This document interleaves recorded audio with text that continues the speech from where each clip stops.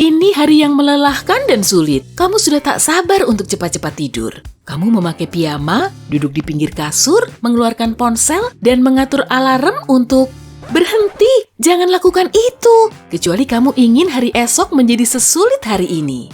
Jika kamu mengatur alarm di ponsel, itu akan menjadi benda pertama yang kamu pegang begitu bangun. Kecuali gawaimu dari tahun 90-an dan tidak punya koneksi ke internet, kamu pasti akan browsing. Melakukan itu bahkan sebelum beranjak dari kasur akan mengacaukan rutinitas dan pikiranmu. Saat kamu menelusuri internet, banyak sekali informasi yang masuk ke otakmu.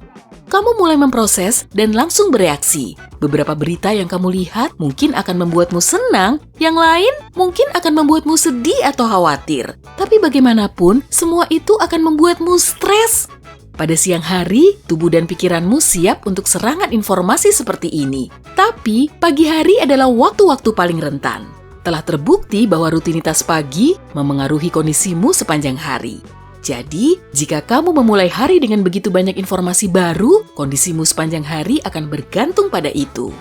Jika beritanya bagus, kamu akan baik-baik saja, tapi jika ada suatu masalah, hal itu bisa merusak suasana hati dan produktivitasmu. Menelusuri internet juga akan menyita waktumu. Berbaring sebentar sambil melihat-lihat internet memang sangat mengasihkan, kan? Dan kamu pun butuh sebentar lagi.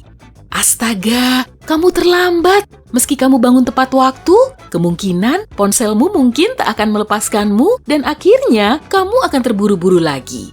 Lalu, suasana hatimu pun hancur. Aliran informasi juga memiliki dampak buruk loh.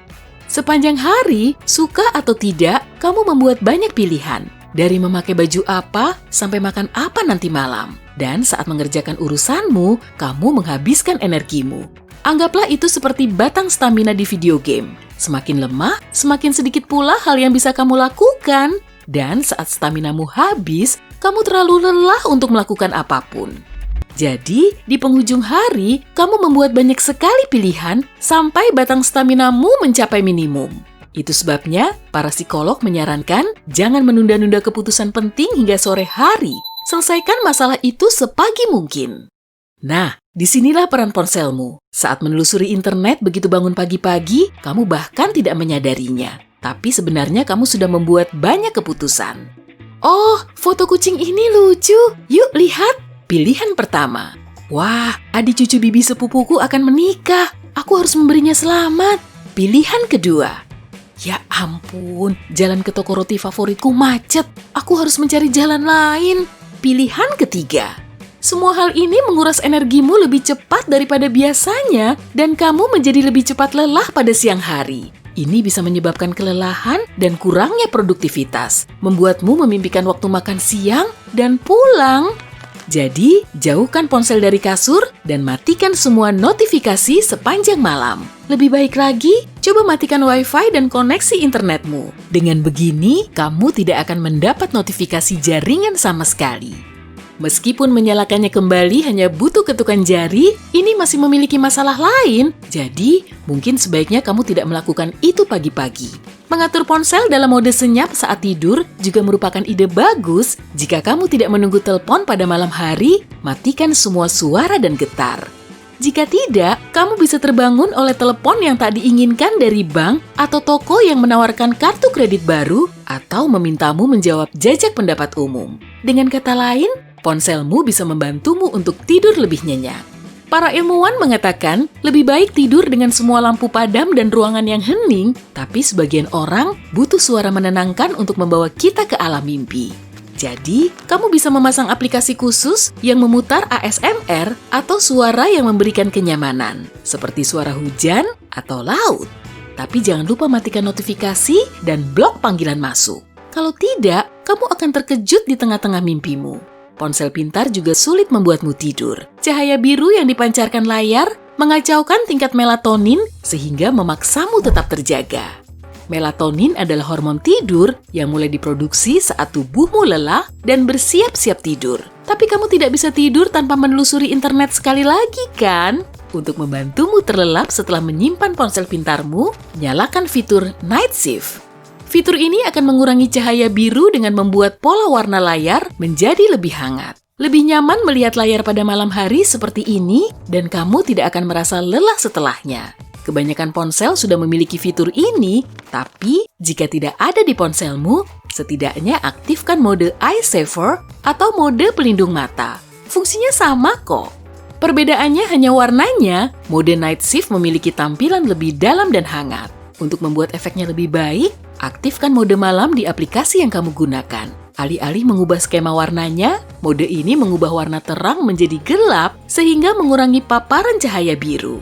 Mengatur kecerahan ponsel sampai minimum saat menggunakannya pada malam hari juga membantu. Semakin cerah layarmu, semakin banyak pula cahaya biru yang kamu terima apapun pencegahan yang kamu gunakan. Jadi, tarik tombol kecerahan ke kiri sampai kamu hampir tidak bisa melihat tulisan di layar tapi masih nyaman dengan itu.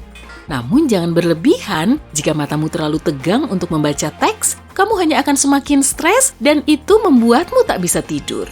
Pada pagi hari, isi ulang energimu dan bersiap-siaplah untuk memulai hari dengan mengabaikan ponselmu sampai kamu pergi dari rumah. Atur alarm di jam beker yang hanya akan menunjukkan waktu dan lakukan rutinitas pagimu seperti mandi, sarapan, dan lain-lain. Kamu selalu bisa memeriksa surelmu saat sudah siap pergi keluar untuk memulai hari. Terus tidur memang menggoda, terutama di tengah minggu. Jadi, tekan tombol tunda itu, manjakan dirimu. Benar kan? Sebaiknya tidak. Menunda selama 10 atau 15 menit tidak akan ada manfaatnya bagimu. Sebaliknya, kamu hanya akan merasa lebih lelah dibandingkan jika kamu bangun begitu alarm pertama berbunyi. Agar tidak tergoda, letakkan jam itu di ujung lain kamarmu. Kamu harus beranjak dari kasur untuk mematikannya dan kembali ke kasur bukanlah pilihan. Kecuali kamu memang begitu lelah. Jika kamu sangat lelah, tak apa-apa menekan tombol tunda. Asalkan kamu melakukannya dengan pintar. Tidurmu terbagi dalam beberapa siklus pendek, masing-masingnya tidak lebih dari 90 menit. Untuk bisa beristirahat dengan baik, kamu harus melalui setidaknya 4 siklus. Jika tidak, kamu akan menghabiskan energimu yang terbatas. Jadi, jika kamu bukan orang yang biasa bangun pada bunyi alarm pertama, atur alarm 1,5 jam sebelum waktu kamu harus bangun. Meskipun tidurmu cukup, kamu mungkin akan merasa mengantuk pada jam makan siang, terutama setelah makan. Ini karena irama biologismu. Tubuhmu menginginkan istirahat sekitar 7 jam setelah bangun. Agar kamu bisa melanjutkan hari, cobalah tidur siang selama 20-30 menit di tempat sepi. Kamu juga bisa minum secangkir kopi sebelum tidur.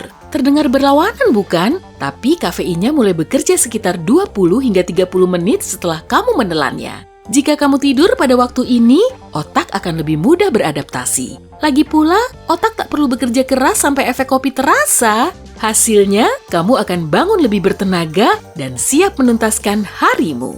Jika kamu tidak punya waktu untuk tidur siang, cobalah untuk membuat tubuhmu bergerak. Olahraga ringan akan membuat darahmu terpompa dan otakmu mendapat oksigen. Lari, naik dan turun tangga, atau melakukan push-up membantu menghilangkan kantuk saat kamu masih harus bekerja.